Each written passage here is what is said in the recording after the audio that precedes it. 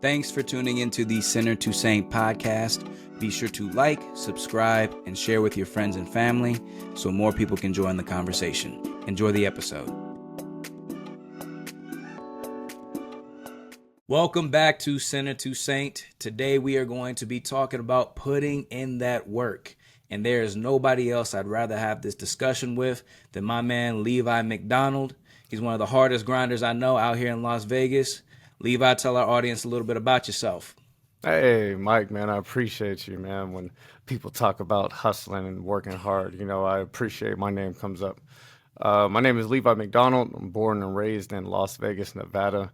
I spent some time in the Army as a deep sea diver where I had some amazing deep sea missions around the world, specifically in the Asian islands. After spending 5 years doing that, I moved back to Vegas where I went to UNLV and got my absolutely amazing accounting degree. And around that same time, I got into acting. I've always loved film. I loved the idea of working as a team and coming and having this amazing product come out of it. I also am a big horror fan. I recently did a horror documentary-esque video that you know about that will be coming out in a few weeks. Other than that, man, I'm just staying on the grind and trying to be the best person I could be. Awesome, man. Definitely check out and tune in to Talk Smack with Mac.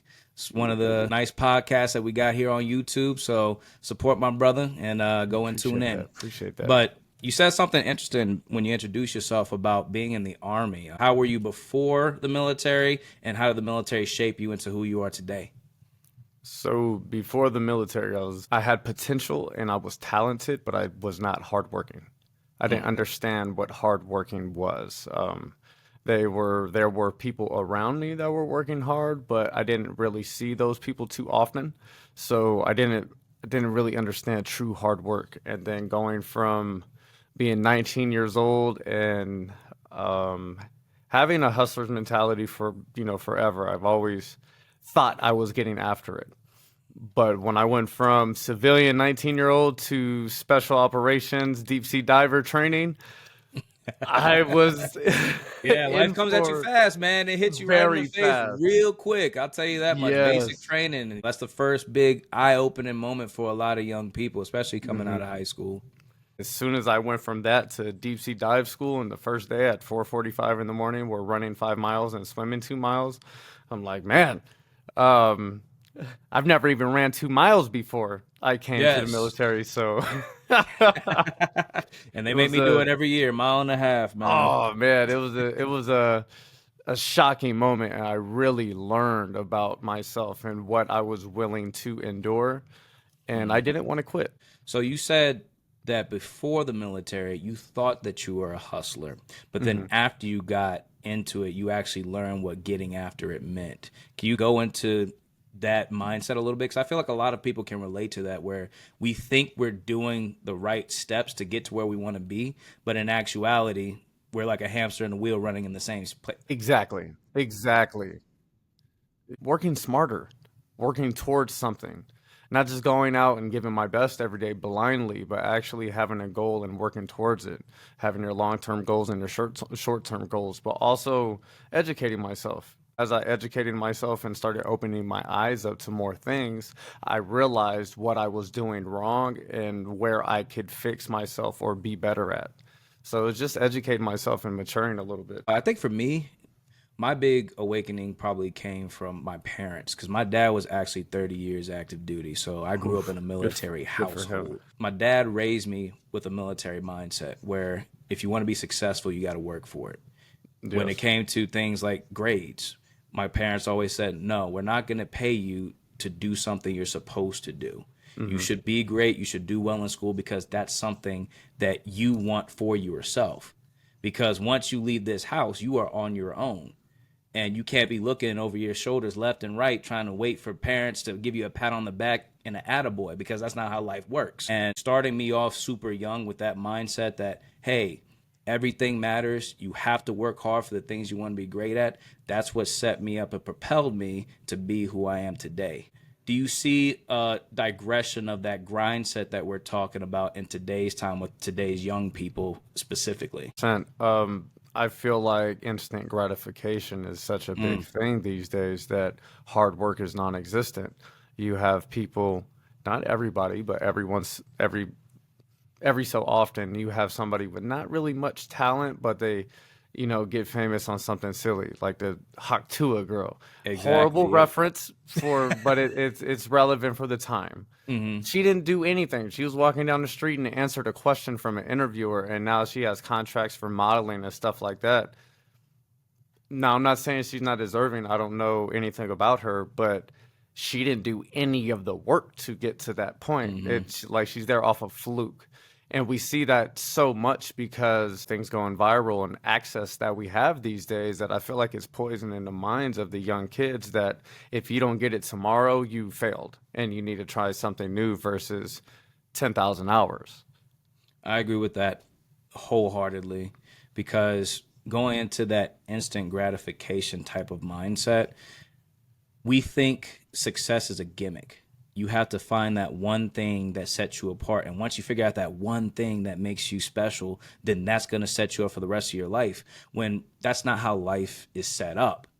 Sometimes people get lucky and sometimes people end up in places where they don't necessarily deserve to be. But we look at anomalies as the standard. And Mm-hmm. that's where the problems arise. And another thing Great that we point. don't look at is that a lot of people talk about the results, but not too many people talk about the journey. I had the wonderful opportunity to talk to an actor named David Ramsey. Mm-hmm. He was the actor who played John Diggle in Arrow, and he was saying how he went to LA in the 90s and he was trying to pursue acting, and he was getting a bunch of bit roles and guest stars, co-stars, but he didn't get his big break until 2012. Oof. And that's when the Arrow took off. We all focus on the fact that this guy was on a successful show for about 8 years, multi-millionaire guy, but we don't look at the part where he's grinding for 20 years just to get to where he wants to be. Mm-hmm. And I asked him, so how did you keep going? What motivated you to stick with it? And essentially, what he told me is that your passion has to be greater than your persecution that you have to endure to get to where you want to be. I feel like we don't talk enough about perseverance when it comes to the pursuit of the things we want. And when we don't talk about perseverance with our young people, it causes them to waffle in their desires, because when they don't get what they want, they immediately jump into something else. Oh, this didn't work out, I'm gonna jump to the other thing. I've had conversations with younger people who want to be doctors and didn't work out for them with the MCAT the first time around. And I'm like, take it again. What do you mean? You're just gonna stop because you got to know one time. You have to push through that to get to where you want to be. And plus, you saw the questions. It's like, come on, Yeah, man, you're exactly. prepared So now now. every time you do it, you should understand how you need to study, what The type of timing. questions to look for, and Yeah. how to gear yourself towards that type of stuff. But Mm-hmm. a lot of people get lost in the sauce when it comes to the pursuit because, like you said, instant gratification. You see Kabe Lame doing this and going viral just from pointing at things and acting like, okay, this is normal. This is not normal. And I think when it comes to influencers and all of these things that we talk about in regards to our current social climate, it warps our mindset to what we should desire Mm-hmm. and how much we should work to get there. And Mm-hmm. that's the thing that we definitely need to change in order to grow as a society and go back to some of the things that actually matter. When have you ever seen hard work that you've done pay results where you can point to it and say, this only happened because I put in the work to make it happen? A perfect example. A year and a half ago, I emailed Bobby and Renee Peoples, Mm-hmm. amazing filmmaking husband and wife here in Las Vegas. And I asked them to get on the podcast. Hey, come get on Talk Smack with Mac. They're like, yeah, man, sure. We're a husband and wife team, just so you know. I said, awesome. The more, the merrier. And then they left me on red. They never got on the podcast. 6 months later, I auditioned for them. I'm like, man, I really want to work with them so bad. And I audition. I don't get the role. All Mm-hmm. right, their next movie comes out. I audition. I don't get the role, but they offer me another role. Oof. Okay. Do that movie, you know, bust my butt, prepare really, really hard. And then they go, awesome. Now that we have worked with you, we understand that you're trained. You are ready to take direction any way which needed. Awesome. Mm. Now, fast forward, I start, it's not elite, but it's a very solid role in a movie, and we start filming that in 2 weeks. So it's like, Nice. if I didn't go through those no's Mm-hmm. and those, I don't call them failures, but those learning experiences, I would have never been in this situation where I'm at now. I have another one, but touching on perseverance. When I was 3 days old, I was diagnosed with asthma, real bad asthma. I don't really talk about it much. I don't really care. Mm-hmm. But I was never able to like run or play sports like that growing up because I was wheezing and I'd have an asthma attack. Well, when I was 13 years old, I finally signed up to play football, and I quit. First day of practice, I went, had an asthma attack, quit. I said, I'm not doing this ever again. And I got bullied at school. Everybody's talking about it at school, Jeez. picking on me. They're like, "Oh, you can't do nothing." Little did they know, they didn't know I had asthma. And so, like a year goes by, and I said, "You know what? No, I'm trying again." Signed up for football, played the whole season. Ended up playing in high school, yada yada. Then when I went to the Army, signed up to be a deep sea diver, I didn't know there was a 90% dropout rate. So I'm Mm. seeing all of my, short-term friends that I'm making, these people that I'm in the trenches with every day, they're quitting. They're like, I'm watching grown men cry. And Jeez. every day I'm just saying in the back of my head, look, I'm not quitting. I will never feel that feeling of failure and quitting like I felt when I tried to play football the first time ever again in my life. Mm-hmm. And so when I had those times when I couldn't keep going, or I'm almost drowning, or I'm going through all of the crazy drills and trainings that we have to do, the only thing I'm saying is I'm not quitting. There's nothing you can do that's going to make me quit. And that came with every day working at it, growing that mental fortitude that's going to allow me to Mm-hmm. go out and succeed no matter how many times I have to quit. And I think going through that experience where I was like, there's nothing you could do that's going to make me stop or make me quit has allowed me to work the way I work, to grind the way I grind, because I'm prepared and I'm battle tested for it. I think the idea of refusing to lose is a very strong point that you made there, where every time that you got knocked back, you said, no, I'm going to come back stronger. I'm not going to let this beat me. And I think that that's one of the ways that you can help overcome your battles and adversities is when you have a positive growth mindset. Because you can take things one of two ways. You can take it as a negative or you can take it as a positive. And when it comes to pursuing your goals, we all get knocked back. We all fall short sometimes and we all don't get the results we set out for. But you can either take that as a not yet or this is never going to happen for me. Mm-hmm. And when you take it as a it's never going to happen for me, that's when you start spiraling. That's when you start doubting yourself. That's when you start looking at different ways to get out of your situation and try something else instead of pushing through the tape. Because Exactly. anything worth having, you have to work for. If it was easy, anybody would do it. That's one thing my mama always told me growing up. But if you want to actually be the person you set out to be, you have to take the time to push through the adversity. And Yes. another thing that you talked about that I actually really like too is that you didn't call when you didn't book the audition a failure, you called it a learning opportunity because Mm-hmm. that goes exactly what we're talking about here. When you look at your setbacks as I failed, you're already sowing negativity into your spirit.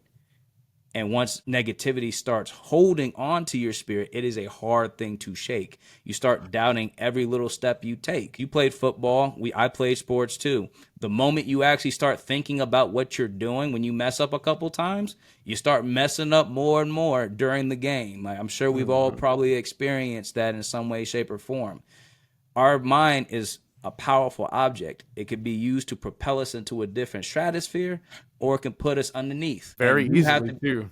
it could put you in a position where you're doubting every move that you make and where it feels like everything you do is wrong. Every time you make a move, I'm hitting a brick wall. But sometimes that's what God wants you to do. Yeah. Sometimes he wants you to hit a brick wall to see what you're made of, because you're not Levi today if you didn't push through all the adversity you went through.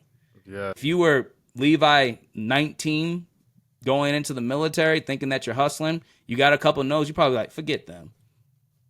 They don't want me, I don't want them. Right? Mm-hmm. You know Mm-hmm. how dudes can get when we're young. We get stubborn with those things. I'm still stubborn, but I'm more understanding, you know? Exactly. And then you grow up with that understanding where it's not personal. Not at all. No, not But at when all. we're young, we And like to take a lot of things personally that aren't. We hmm think that there's something wrong with us when it's really probably just not our time. Maybe we need to get back into the lab, because nobody comes out the gate being great at anything. Like I think you said that earlier, where it takes 10,000 hours to master a skill. yes. So if you're quitting hour 3, what did you expect at And the end of the day? it's not fair to the people that do put in the work. You can't look at the people, the successful people, the Michael B. Jordans, the Denzels, the, Jim Carreys, the Keenan Ivory Waynes. You can't look at these people and say, oh, they were lucky. Mm-hmm. That's one thing that irritates me. I don't like that. And I make it a point to my daughter too. We're not guessing and we're not using luck. If we get some of that, heck yeah, I appreciate that. Yep. But we're not relying on luck. We're going to put in the work and we're going to prepare. And if we do that, we could be okay with whatever the outcome is because we know we did our best.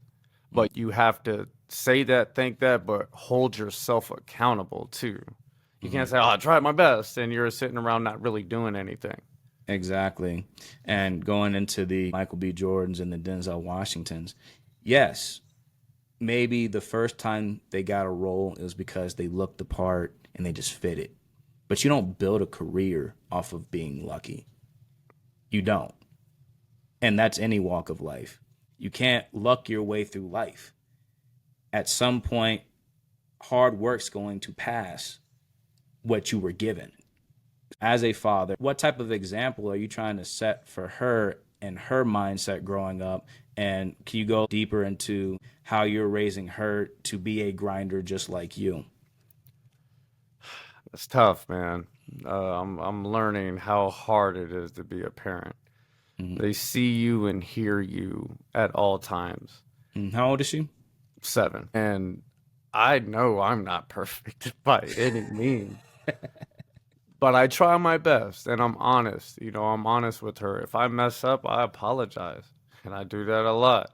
And then I get frustrated at myself for having to be in that situation. But I preach hard work. I don't want to say, "Oh, you're so smart," or, you know, I tell her she's smart. I tell her she's beautiful, but I harp on the hard work. Put in the work, and you'll get the results. She told me, "Hey, Dad, I want to be the best gymnast at my gym." Mm. And then on Monday, we go and during warm ups, she's just goofing off. And then during the beginning training, she's goofing off playing with her friends. And during a break, she comes over to me and I whisper in her ear and I say, "Hey, you're not going to be the best at anything if you're not paying attention. The only way you're going to get what you want is if you work hard." And she snapped in and was focused after that. Mm-hmm. I don't want to overwhelm her because I know I could be a bit of a robot at times if it's needed. Mm-hmm. I want her to make that decision. I want her to understand hard work and put in hard work. But as far as pursuing certain things, she has to make that decision on her own. I've learned no matter how much I want something for somebody, I can't do it for them. And I'm going to hold that same mental approach with my child. I'm going to take her to all of the doors and I'm going to open them up and I'm going to hope she walks through some of them. Mm-hmm. But it's hard, man, because as much as I want to force things, that's unfair. So Yeah, yeah. it's tough. It's tough. It is definitely tough, especially when you know why it's important for her to listen to what you're saying. Mm-hmm. But as you're learning as a parent, sometimes you got to let them fall on their face a couple times for them to see and actually go through that adversity. That's like, that's what Dad was talking about. That's Mm-hmm. why he was getting on me. Because now I'm not performing this weekend because I'm not the best and I wanted to be the best. because I was goofing off and dad told me not to goof off. It's definitely a tough place to be. I don't have kids, but when I was at the academy, I was actually a trainer for the freshmen to help them get acclimated to transitioning into the academy. And one of the things that I learned is that if you don't instill a grinding mindset, it leads to entitlement. Because a lot of times when they train, they do it because we told you to do it. We don't care about your feelings and emotions. You know how the military can be. But I wanted to try things a little differently and say, hey, if you're doing good, there's no reason for me to beat you up. In fact, if you're doing good, I'll reward you on the back end and give you 5 minutes extra shower time or something like that. I didn't know by me doing that, that led to them thinking, well, if we do good, we're going to get something on the back end. And that's not Tough how it too. is. That's not how Yeah, life works. especially with kids. Oh, you did great in school, like you said before. I'm not going to give you money for good grades because that's the same thing. That's the same chemical release in your body. I do good, I get rewarded. No, my daughter, she'll go clean and she'll look at me and say, "All right, can we go do this or can we get ice cream?" Or no, no. Not because you went to school today, do we? No, you went to school today so you can learn. Exactly. That you Exactly. got to go to school today. Yeah, because what we don't realize with our kids is that the time they're with us versus the time they're on their own is about a quarter of their life. And if we don't set them up for success in the quarter that we have with them, it is going to have secondary, tertiary effects that may not be what's best for them. And I'm then we're watching it going to, now. yeah, With exactly. my younger cousins and family members and friends and stuff like that, watching it now, you know, I know how their parents were. I know how they grew up. So watching their actions now, it doesn't surprise me. Yep. It's the same person. What were you allowed to do when you were growing up? Were you playing video games all day, or were you out playing sports? Yep. Or were you out making money? Did you have a job? What were you doing? What were your thoughts? How was your household? How were your parents? What did they do after work? What did they do before work? How Were you involved were they eating in out your all the life? time? Were they making Yep. dinner? All of these things just add up to a young human being and their trajectory. It's either gonna, slow them down or it's gonna propel them. No, I definitely resonate with that. We have a debate about nature versus nurture. I'm a firm believer that everything that we do in life and who we become in life is all learned behavior at the end of the day. There are some natural elements that come to it, but at the end of the day, your human makeup is what was taught to you. I wrote a book about Jesus. I'm making a podcast about being a sinner becoming a saint because at the end of the day that's what I was taught. That was how I was brought up. It didn't come to me by osmosis. God didn't whisper in my ear and say, "Hey, come follow me." My parents taught me that. And as I grew older, and as we all do, we have to find what we believe in on our own. I found that that was my truth, and that's what I need to believe in. And whether or not that's something that you believe in or anybody else, that's up to you. It starts with the household. It starts with parenting and people actually taking the time to nurture and bring up their kids. That's why I think it's really good that you actually sat down with your daughter and said, "Hey, this was the result you wanted. This action does not equal this result." I don't think a lot of people do that.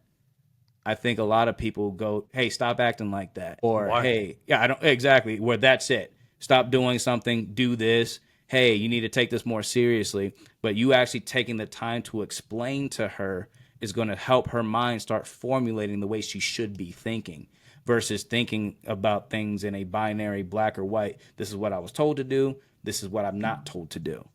Yeah, I'm not black and white at all, man. I'm gonna ask the whys and I'm gonna find the Levi way every time. And it's usually wrong at first and then I fix it, but I'm cool with that. But I feel like I've made the conscious acceptance, I guess, that I'm gonna fail everything the first maybe one or two times. I'm stubborn and I keep it pushing. But no, I'm obsessed with the whys. Mm, Ask why. Ask questions. yes. Ask very many questions. There's no stupid questions. You may feel insecure or belittled or small at that moment, but that sure beats a 10 hours to go find the answer or a life or death situation to figure it out. Avoid that and ask the questions. And I guess I was too uh, immature or too just scared to ask questions when I was younger. I didn't want people to judge me or look at me a certain way. Now I'm 30 years old. I'm like, I don't care. I need these answers, man. Give me the answers. No, that's a part of doing the work that a lot of people don't talk about is seeking the answers and finding mentorship and things like that that's going to help point you in the right direction. A lot of times we get into grindset mindset where it's just me against the world and we don't think about, hey, there's somebody who already did what I'm trying to do. Let me ask them how to deal with a certain situation. If we do that more often and stop, like you said, thinking that we're asking dumb questions, thinking that people are going to laugh at us and focus on the goal. Because that's what I hear when you're telling me this story is that you were focused on the goal you're trying to achieve and you didn't care about what anybody had to say, what anybody had to ask. You just asked the things that you felt like you needed to get to where you want to be.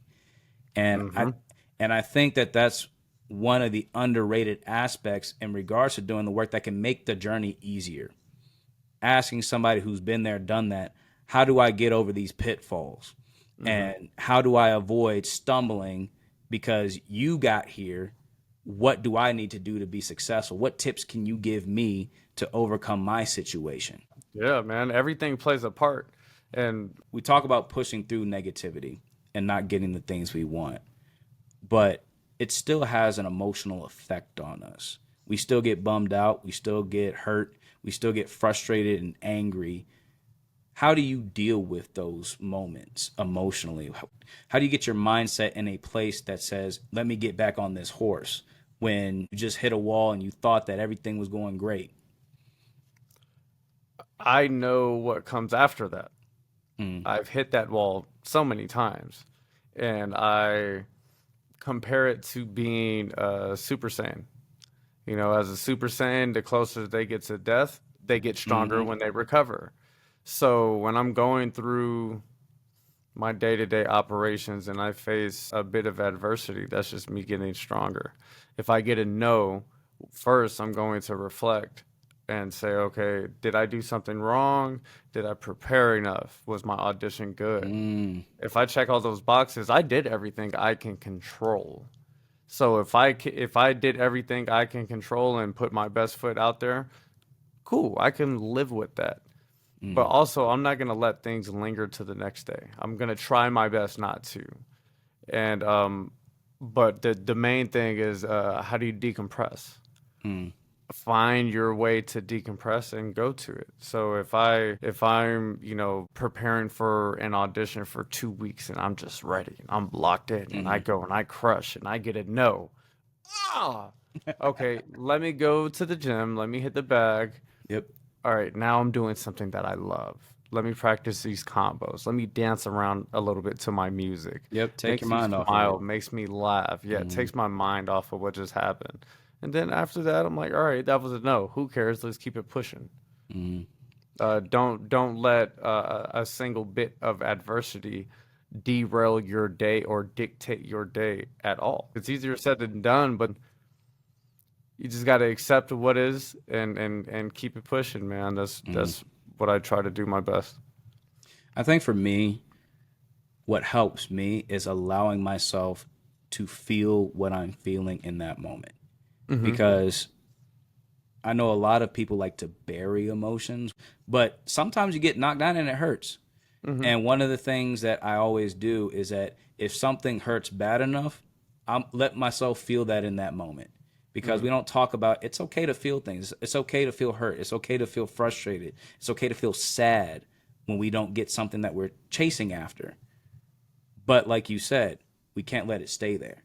Because when I do it, I say, all right, I'm going to feel this feeling right now, but tomorrow I'm going to be good. And then doing what you're talking about, doing things that is outside of what you're trying to pursue, your hobbies, going bowling, going hiking, where you're completely separated from that moment and those feelings of that moment, so your brain can reset. Because you need to reset your mind, you need to reset your brain by doing something outside of that bubble. Because when you stay in the bubble, that's all you're thinking about.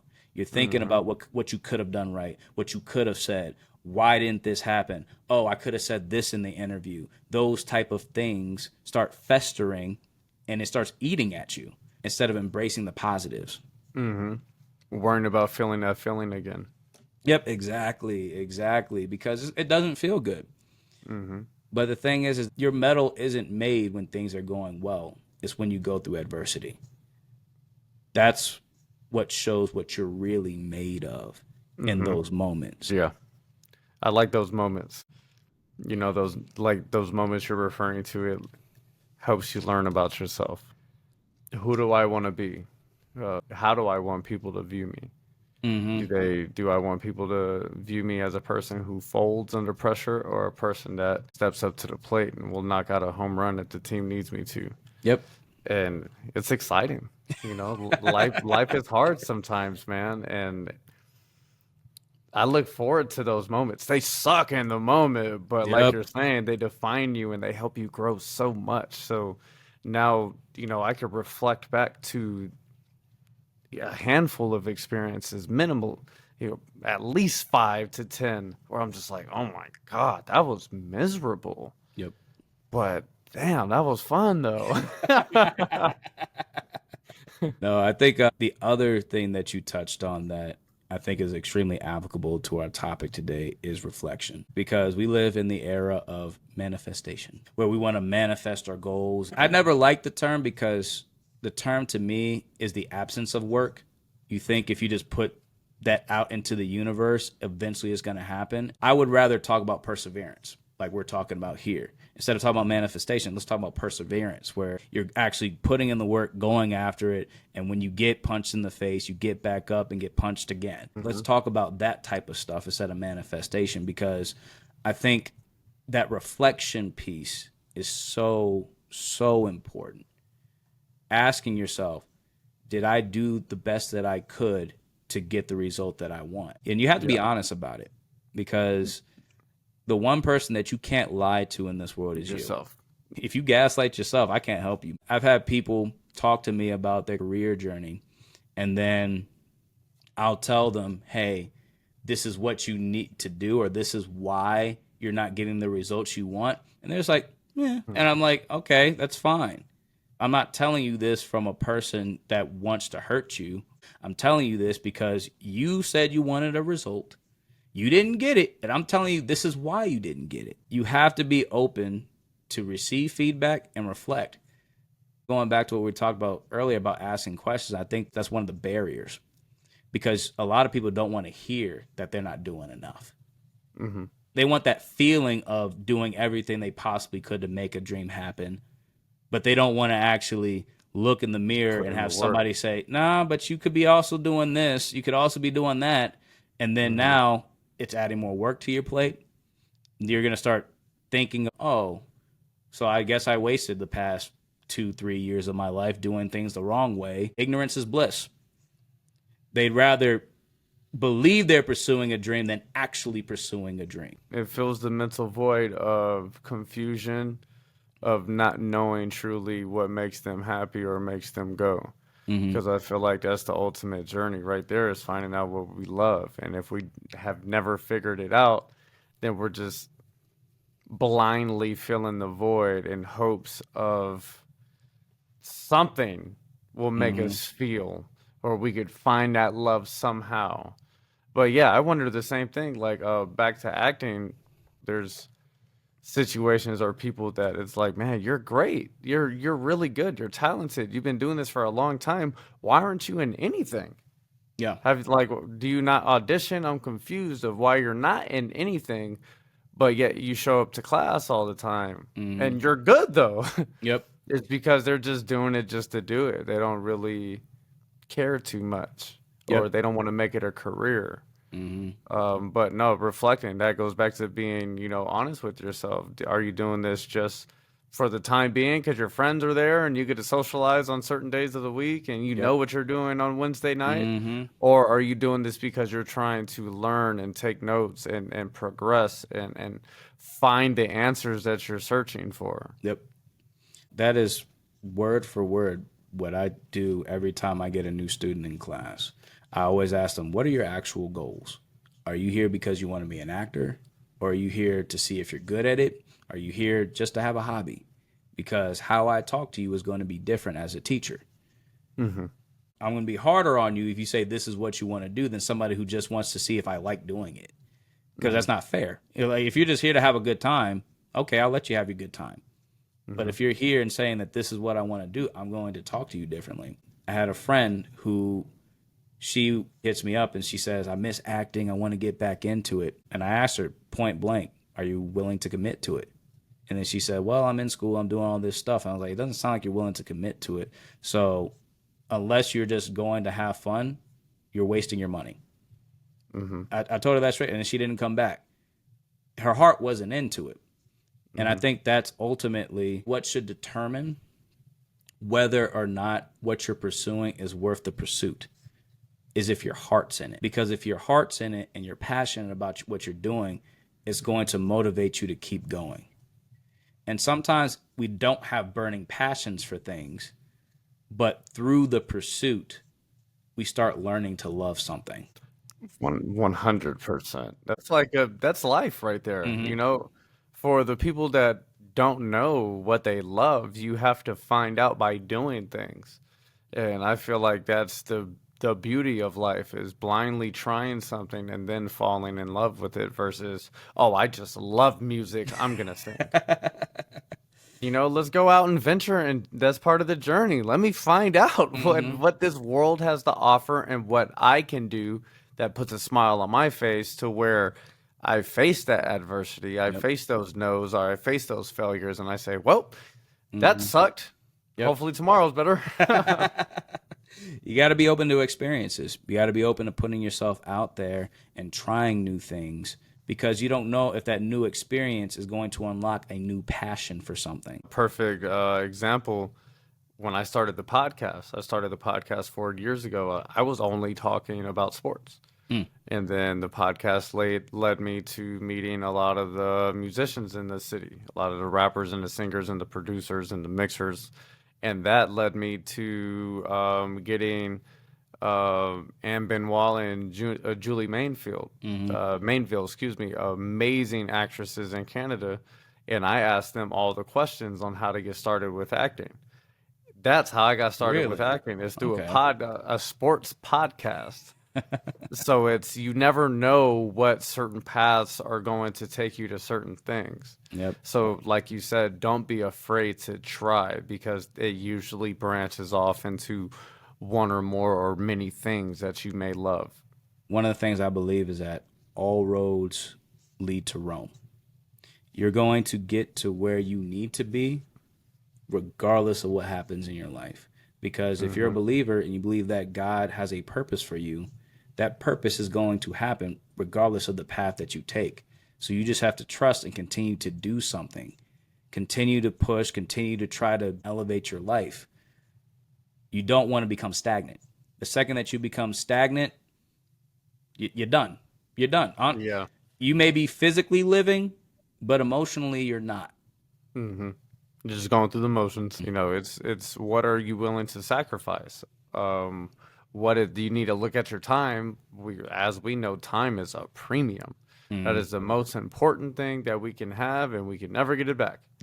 So you need to look at your time, and you need to allocate it accordingly. All right, we'll say 8 to sleeping. We'll say 8 to work. Okay, well, you got 8 more to make some things shake, and you really need to be honest with yourself of what's important and what is not. Is watching 3 episodes of Netflix every single day important? Or is it going to the gym instead for that hour and a half? What is your screen time per day? How much time are you spending on your phone scrolling or Instagramming or Facebooking or just wasting your time? trying to find that instant gratification. Let me post this picture so I could get these likes because it makes me feel good. Yep. All right, well, no, I'm going to put this phone down and I'm going to go grind for this hour and a half, 2 hours, because I know if I do this every day for a year, I could reflect back and see the progress. And that's the feeling that I want. And I know you're not saying that you can't enjoy life and watch Netflix and things like that. What I we're watch talking my about here Netflix. is if you're the person that makes excuses and talking about all the things that aren't going well in your life and you're not looking back and saying, how are you spending your time? Well, just be honest. You're the problem. Your Yeah. choices that you're making, you are inherently impeding your own greatness and all that you can be because of the choices that you're making. You can't sit there and be like, man, I'm going to the gym every day and I haven't lost any weight. Well, you at the Cheesecake Factory after every workout, bro. You're doing counterproductive activities. Yes, exactly. Now you're just being insane. If your goal is to lose 20 pounds and every time that you go to the gym, you want to reward yourself by getting, a 2,000 calorie cheesecake, that's counterproductive. But we do It's it. good though. It's We good. do it. Oh man, it's crazy because I remember when I wrote my book, it actually took me 3 weeks to write it because when I get into that mode, that's the No most time. important thing. I didn't watch TV. I didn't play video games. This was what I did for 3 weeks straight because I said I want to get this done by this date. And I think that will help a lot more people meet their goals is when they put tangible dates to do things. Yeah, it helps a lot because it Yes. forces your hand. No more time to procrastinate. If this part of this plan is due tomorrow, I better get to work. Yep. And as far as pursuing your goals, the problem about putting things off till tomorrow is that tomorrow never comes. It never comes. You have In to that say, aspect, yes. yeah, exactly. So literally, oh, I'll do it tomorrow because we all do it. We say, I'll do it next week. I'll do it Yeah, tomorrow. I'll start on Monday. Exactly. No, you have to say, this needs to be done by this date and hold yourself to that fire. And if it doesn't get done, you need to look back and say, okay, how did this happen? How did I get here? And do that reflection thing that we're talking about so you can revector and refocus the way that you need to achieve the things that you want to achieve. If you can't find a healthy balance for the rest of your life, you're not going to go anywhere. And that's something I struggle with all the time. I'd like to do a lot of things. Yep. And I always know that there's never enough time to do them all. And somewhere, one or two aspects or one or two things that I do is going to suffer at that moment. Like while I was doing the horror documentary, I couldn't podcast. I didn't have time to do all the edits and the writing and all of the things that comes with that.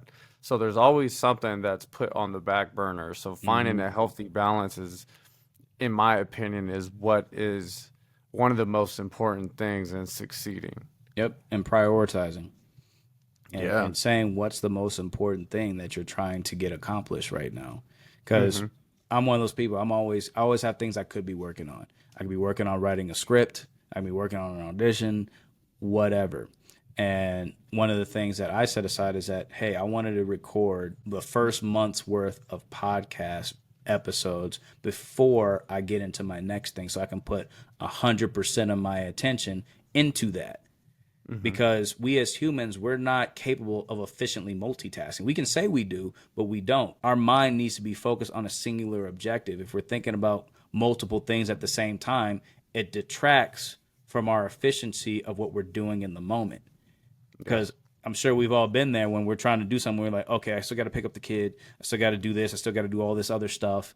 And we get distracted and you realize, oh man, I only wrote one sentence in like 2 hours. You're not actually moving forward with what you're doing because your mind is split between 7 different things you feel like you need to be doing. So that's why for me, I always focus on complete a task.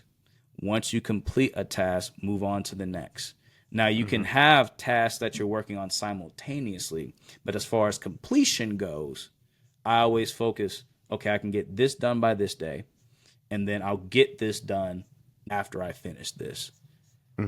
That's the way that I like to formulate things because this more attention that you can put to the things and the more that you can prioritize things, the better the outcome is going to be.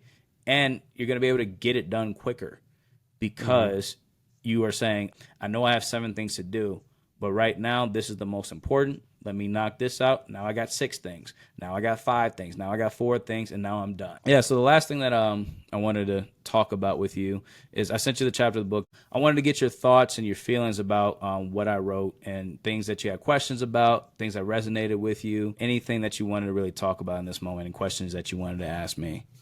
I want to talk about how you compare Jesus's life to Rocky. I felt like that was a great way to put it. As most of us know, the story of Rocky is the underdog story. You come in, you get this opportunity, and he has to fight for every inch of, what he earned. And it's a testament to the battle of life. Yep. You're going to be tested in life, and you can't cut corners. Like you said, you can't skip leg day. You have to put in the work, and you have to do the things that you hate like you love them. That's what Mike Tyson says, and I enjoyed that. I remember in the chapter you talk about being ready and preparation, and I wonder to myself, are you ever ready? Yep. Are you ever ready for life, or are you just prepared for the unknown? No, I wanted to know what made you want to compare Jesus to Rocky?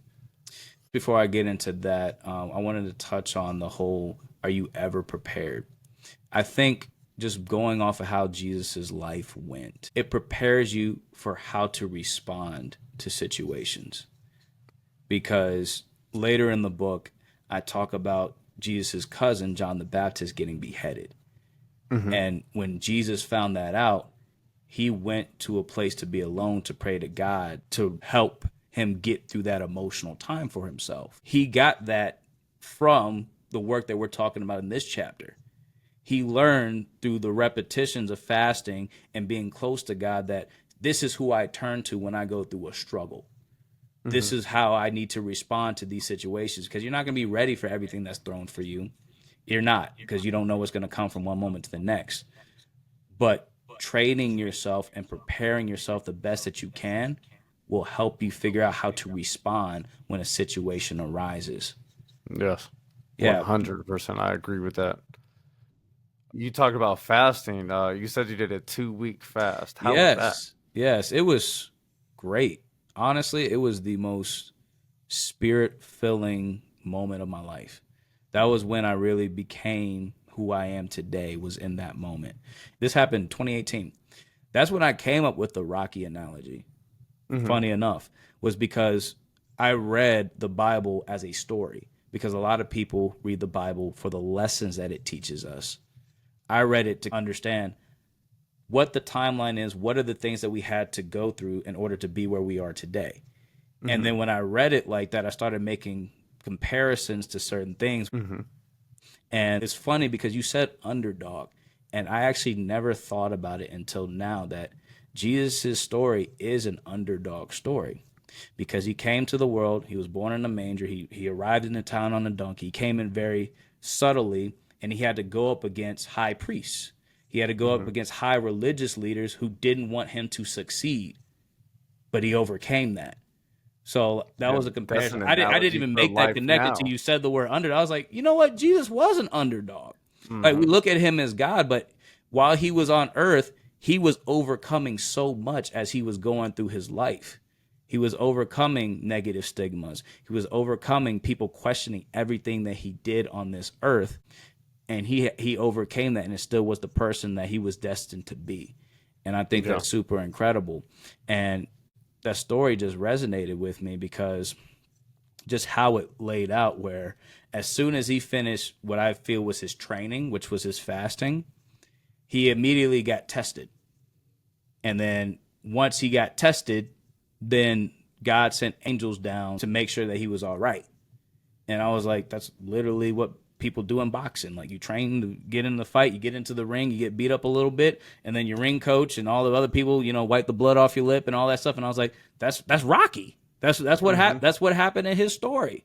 But the reason why I ended up comparing it is because one of the things that I really want to harp in my book is that there's nothing new under the sun. There are situations that we go through in daily life that are comparable to things that happened back then. And it's not to say that it's a one-to-one situation. Like, I'm not saying Rocky was Jesus. He's not even a real person. But I'm saying I'm saying the situations he went through is similar. Mm-hmm. And I believe that that's how we need to view our lives. We need to look through the Bible and look through the stories in the Bible and find similarities. Because if we look for the similarities in our life and match it up with a biblical story, we'll get an answer for how to deal with it. But the thing is, we like to take the humanity out of the Bible and treat it as this thing that's like, we can't make any comparisons to anybody else. Like, this is this holy, sacred thing, which it is. It is a holy book. It is sacred. But the thing is, I believe it was left here for us to help us get through life. For us to see ourselves in certain instances and certain characters to help bring us out of certain situations. Because there are a lot of crazy stories that go on in there. And I've learned a lot about myself, and I've related to a lot of biblical characters. And I think that we should all kind of look at these things from the lens of, where can I see myself in these characters? Let's not just look at this as a story with a lesson. Let's look at the humanity of it. Mm-hmm. Let's look at the human attributes. I talk about Jonah. Jonah took of his own volition to go against what God wanted him to do. But God put him in a position where he ended up doing what his destiny was. Mm-hmm. So that's why you just got to have faith. You just got to believe that what you're doing right now is serving a greater purpose and pointing you in the direction where you need to go. Because it may not be for you. Your purpose could be to be the grinder that you are and instill that in your little girl, and she becomes the next Simone Biles. You know what I'm saying? And like, I'm sure if that happens, you're going to be the happiest dad on the planet. Oh, man. But the thing is like, you doing what you're doing right now is a part of that purpose and a part of that plan. So that's why you have to do the best that you can where you're at, so God can work through you for his purpose and his will. Anybody is capable of being a soldier for God if they give themselves up to him. You don't have to be the most qualified individual. You don't have to have a doctorate degree in Bible studies. You don't have to have that stuff. You just have to have a passion for the word and a passion for bringing forth God's light into the world. Mm-hmm. And that's what the whole crux of my book was built off of. This whole idea that I'm just a sinner trying to be a saint. That's where this podcast name came from. We're all just trying to figure it out. At the end of the day, that's all we're trying to do. Yep. And 100%. Because we don't know, man. We don't know where we're going to be in 20 years. We don't even know if we're going to make it 20 years. Mm-hmm. All we know is that we have today and we have now. One of the things my mom always said when she dropped me off at school was to be a blessing to everyone that I encounter. And that's one of those core things that I internalized. I want to make sure that the people that I touch have a positive memory of me when they leave. Yeah. They may not like me, because you're not everybody's cup of tea, but they see God working through me. They see somebody bigger in me. At the same time, I was talking to a friend, and she actually gave me a perspective that's a little different. And I think you'll probably resonate with this too. Sometimes you're meant to be the villain in some people's story. Yeah, 100%. Yeah. And I believe everything works together for good, because you being the villain in somebody's story will teach them a lesson that they need to learn. If it's a relationship, when they get with the next person, they know what to look for. If it's a life thing, they're going to be able to see the signs of certain people coming around. We're all going to mess up.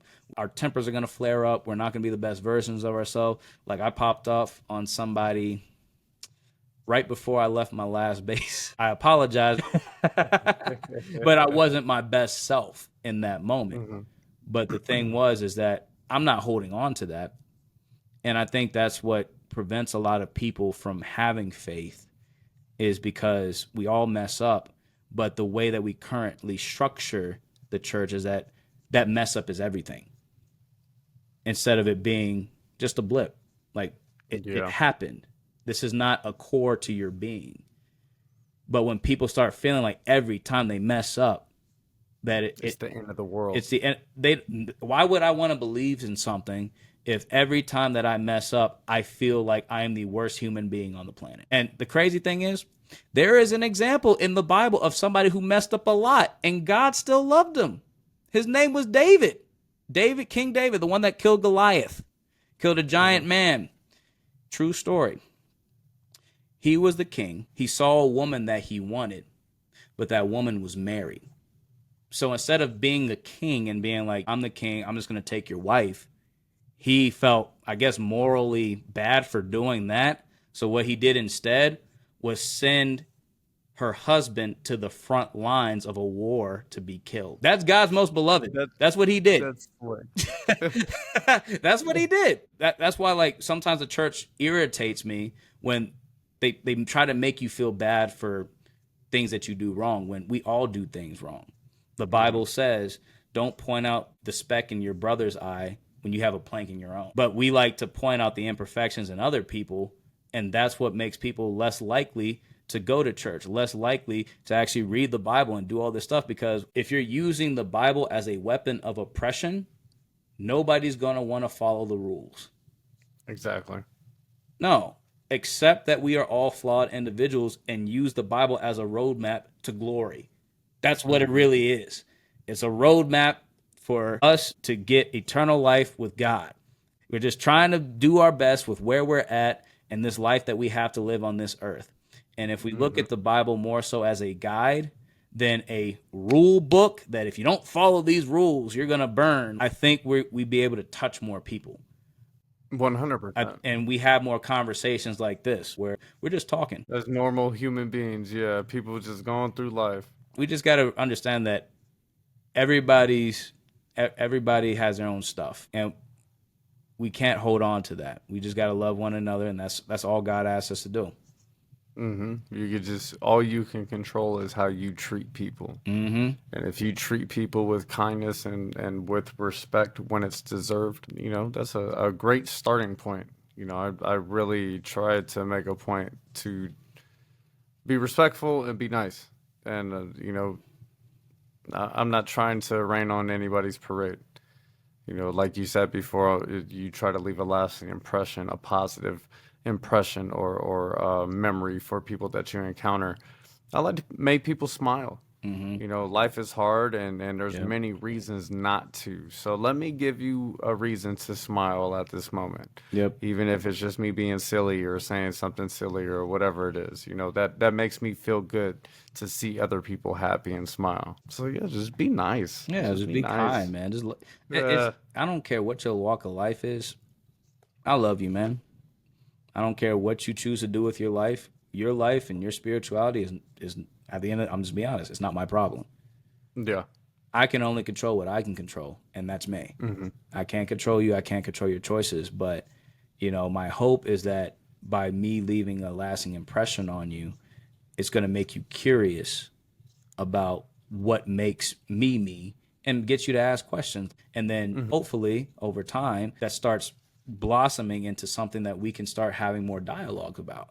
But at the end of the day, your choices are 100% up to you. And I think people need to respect that more. Well, I've used up way too much of your time, my brother. It was a good conversation. I'll probably have to have you on later on talking about other stuff. Yeah, man. Anytime, for sure. So this was a good time. For anybody watching who's made it this far, please like, subscribe, join the conversation, and help make this community grow. Peace. Later.